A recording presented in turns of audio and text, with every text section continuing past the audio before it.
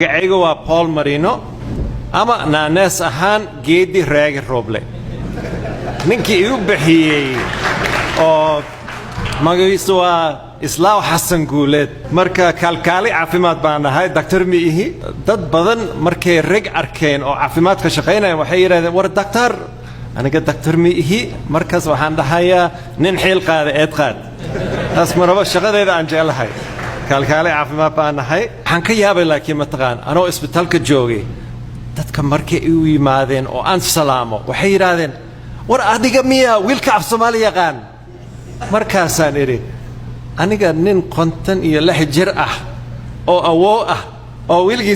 wiilka af Soomaali yaqaan loo yeerayo waan ka yaabay ninka af Soomaaliga ma dhahdid aniga wiil yar miyi marka dadku waxa uu sheegay kan biiraaneed ma aha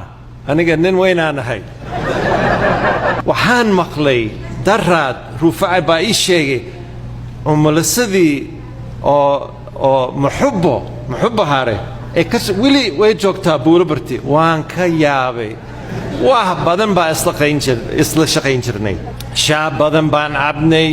iyo hal mar ana geel baan cabay mar laba ma cabayo waa ogahay idinku waxaad qabtiin caafimaad inay tahay laakiin inagoo shuban bis nin baa noo soo yeeray wuxuu yidhi war axmedow war ninkan maraykanka hadduu af Soomaali hadduu yaqaan hadalkan ha fasiro markaas waxaan is iri waa ogahay wuxuu dhex doona cagta wax ka day waa saxal waay markaas wuxuu yidhi ma taqaan wax aanan oran waan iri oran maayo waxaan iri ma oran maayo igu yeera ninkii yiri waa tiri wax aanan oran aan iri u yiri ha yiraahdo waa wareeray heesti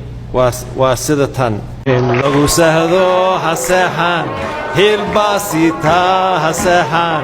min lagu sahdo haseexan hilbaasita haseexan haseexan soo jeedo si weyn u feejigno hadalkayga waan sii gabagabeynayaa waxaa la dhahaa hadal badan ha ma buushee